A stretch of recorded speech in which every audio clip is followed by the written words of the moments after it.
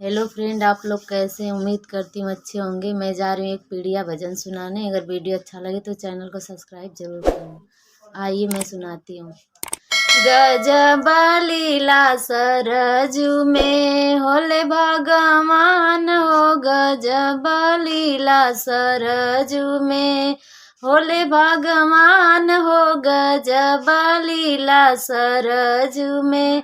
सरजू किनारे सीता जेवाना बनावे रामा, सरजू किनारे सीता जेवाना बनावे रामा।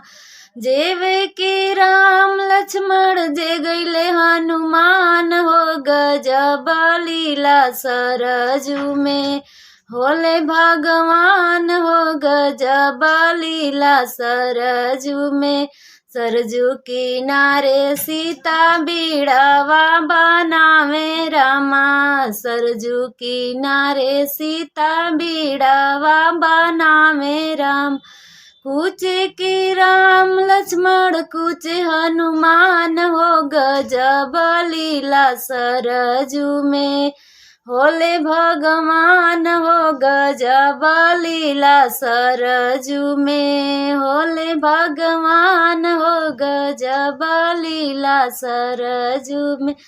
सरजू किनारे सीता गेड़ुआ भरा में रामा, सरजू किनारे सीता गिलसा भरा में रामा।